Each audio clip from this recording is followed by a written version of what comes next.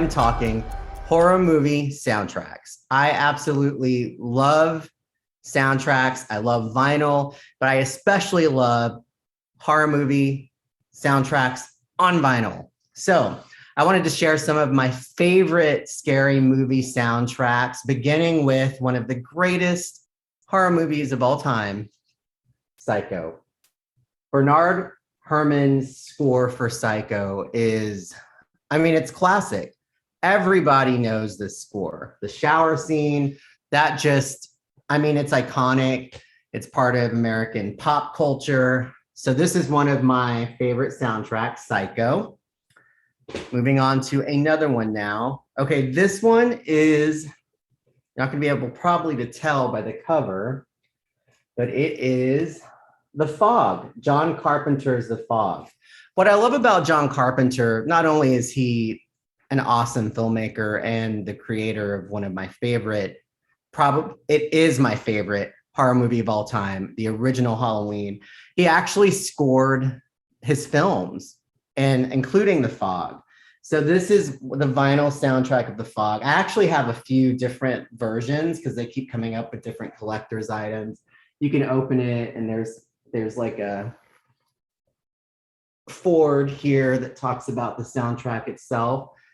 But this is also one of my favorites. If you haven't seen The Fog, you should. Most people on my channel are into horror, so you've probably seen most of the movies I'm talking about. But The Fog had a similar synth soundtrack, kind of like Halloween, which the synthesizer was pretty big, but it's a little different. But I really love The Fog, another one of my favorites. There's a lot of John Carpenter I'm realizing in my stack of records here. That's because he's awesome. So, and John Carpenter often worked with Alan Howarth. I don't know how you say that, Howarth. Anyhow, another great soundtrack. Aside from the fact that it's got like kind of some 50s music in it, but the score to Christine.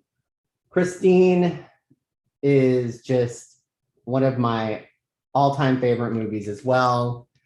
It's really eerie, the soundtrack. The car, of course, has a mind of its own.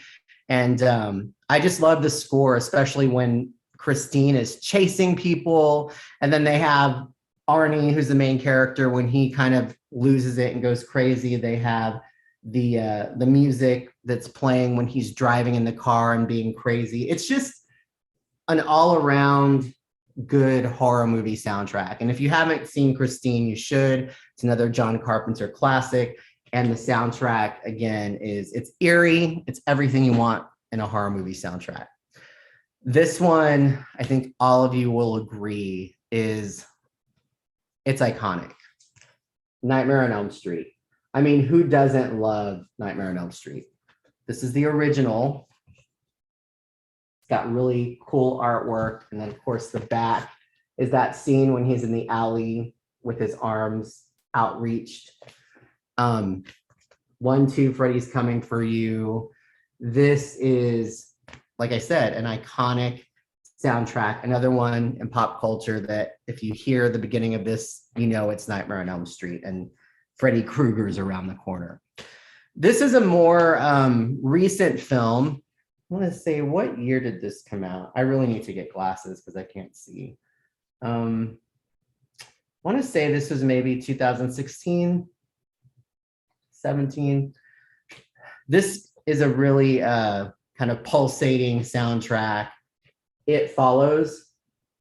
I've seen, different reviews of this film and people who do like horror movies, and nobody can ever agree whether they love it or they hate it. It's either they love it or they hate it. But the soundtrack, if you haven't heard it, it kind of reminds me of a little bit of John Carpenter and what he did with his horror movies. So this is a really good soundtrack. If you haven't heard the theme to this movie, It Follows, at least if you don't like the movie, we can all agree that the music was really good. Okay, the next two are related. I'm going to start with this one first because I like the other one better. But this is Friday the 13th, the final chapter. I don't know what it is, but I really love the soundtrack to part 4. I remember seeing a documentary when they were talking about, it might be The Movies That Made Us that is on Netflix, where they were talking about this soundtrack and how they didn't have a lot of money making the movie. So they had to take sort of parts of the soundtrack from part one, part two, and kind of, you know, put them together to form like a soundtrack for part four. But what they came up with, it's classic Jason, the course. But I thought it was better than the original from part one. I didn't like part two's theme for whatever reason. I do love the final chapter. And of course, this is one of my favorite Friday the 13th films with Tommy, and was supposed to be the final chapter. Of course, we know it wasn't. But that is another one of my, out of the Friday the 13th films, that's one of my favorite. But out of all the Friday the 13th films, this one is my favorite soundtrack of all of them. Part 3 in 3D. It has that disco beat that was unexpected for Jason. I'm sure those of you who have watched this film, you know this soundtrack. It's a departure from what they did in any of the other films. And it, like I said, it's got like that, it's kind of a disco kind of dance feel. And it's 80s. It's very classic 80s. This movie came out in 1982. This is, oh, it's awesome. And I want to get the actual album with the 3D cover. I saw it in a record store here in Austin, but it was really expensive because it was one of the collector's items, like $150 or something. And I was like, I like it, but I just couldn't afford that. Anyhow, this is the cover. This is the inside. So in those of you who are Friday the 13th historians probably know that the original ending for part 3 was going to be where Jason ends up alive and he cuts her head off at the end, Chris. But that didn't end up being the ending. Instead, the ending was, you remember, Jason's mom pulling her into the water, and then she ends up coming back, like I guess it was a dream or something, and she's getting into the police car. They're putting her in the police car and she's kind of lost her mind.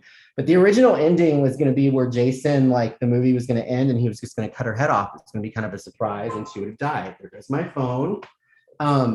But part 3 is great. The soundtrack, you have to listen to it.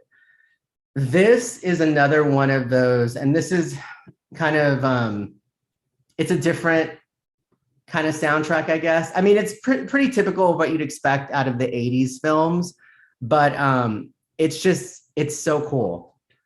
Slumber Party Massacre. You guys have got to hear this if you haven't. It's such a good soundtrack. And again, it is, it's just so good. It's so good. I don't know what else to say about it other than it's amazing.